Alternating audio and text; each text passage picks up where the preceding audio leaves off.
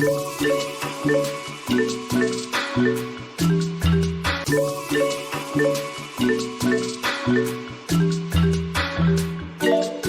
formulir pendaftaran yang harus diisi terlebih dahulu. Baik Bu, saya akan mengisi formulir ya Bu Beri.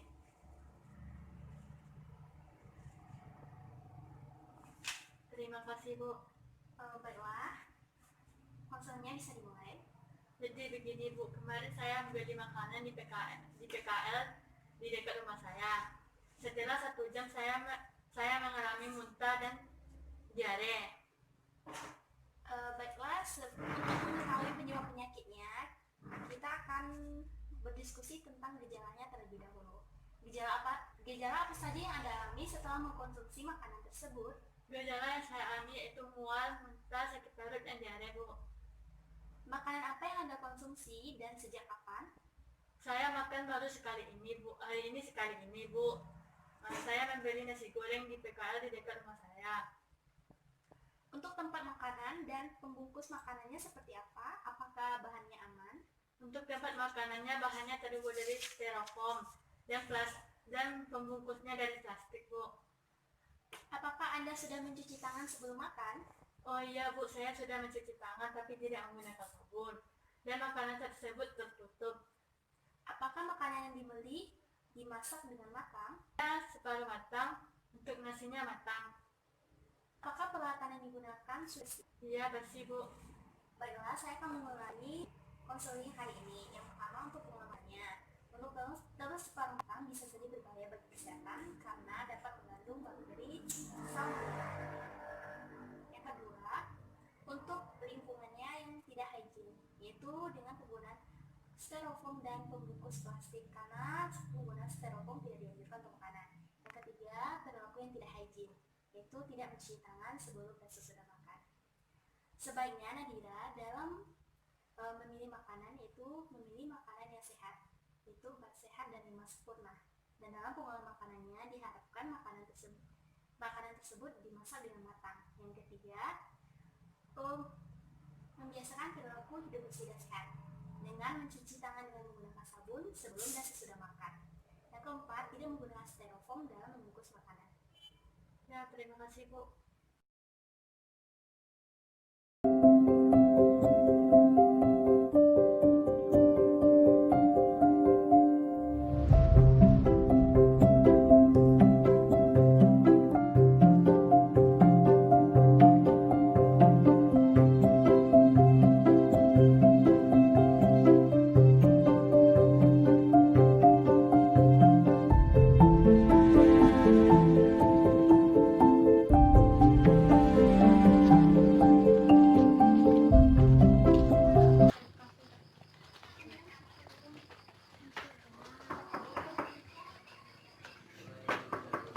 Assalamualaikum.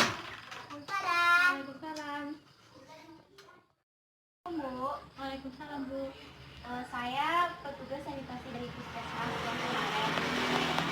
Kemarin kita sudah melakukan konseling dan sekarang ya kita sudah memiliki kesepakatan untuk melakukan inspeksi sanitasi.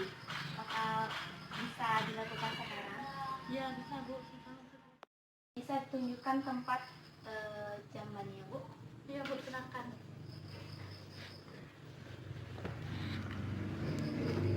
Ini sumurnya Bu. Ini sumurnya Bu. Iya Bu. Kalau Ini WC-nya Bu. ini kamar mandi dan ini WC-nya. Iya Bu. Coba ke sana Bu.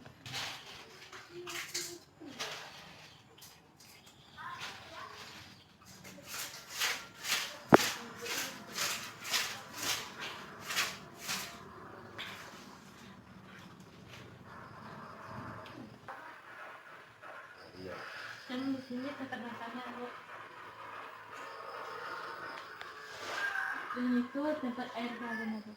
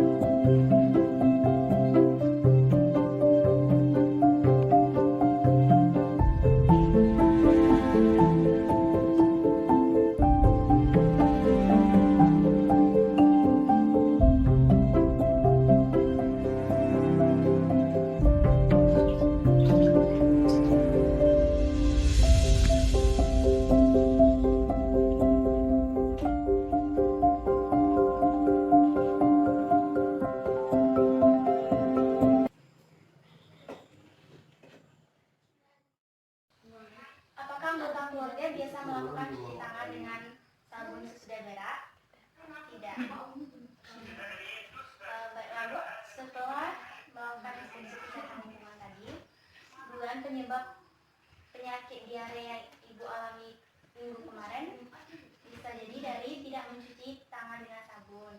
Yang kedua, jarak jamban dengan sumber air bersih kurang dari 10 meter. Karena setelah kita ukur tadi, jaraknya kurang dari 10 meter. Nah, saran dari saya, apabila ibu pencuci tangan, usahakan dengan menggunakan sabun baik dalam menjamak makanan maupun sesudah berak. Dan untuk jarak jambannya dengan sumur gali seharusnya minimal 10 meter. Baik Bu, sekian hasil dari inspeksi kesehatan.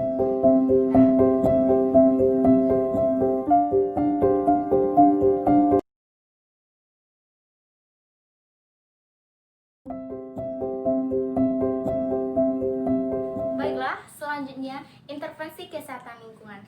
Intervensi kesehatan lingkungan adalah tindakan penyihatan, pengamanan, dan pengendalian untuk menciptakan lingkungan yang bersih dan sehat, baik secara fisik, biologi, kimia, dan sosial. Ada 4 metode dalam melakukan intervensi kesehatan lingkungan. Yang pertama adalah komunikasi, informasi, edukasi, dan pemberdayaan masyarakat. Yang kedua adalah pembangunan dan perbaikan sarana. Yang ketiga adalah pembangunan teknologi tepat guna. Yang keempat adalah desa lingkungan. Baiklah, berikut adalah videonya. Baiklah Ibu, saya akan menjelaskan tentang bagaimana cara kita dalam mencegah penyakit diare. Yang pertama adalah rajin mencuci tangan menggunakan sabun dan air mengalir. Yang kedua, menjaga kebersihan lingkungan dan rumah. Yang keempat, gunakan bahan makanan yang segar, karena dengan menggunakan bahan makanan yang segar, maka akan menghasilkan makanan yang bergizi. Yang keempat, hindari kontaminasi silang saat memasak makanan. Oleh karena itu, gunakanlah alat-alat masakan yang bersih dan higienis. Yang kelima, makanan harus matang dan higienis untuk menghilangkan kuman dan bakteri penyebab penyakit.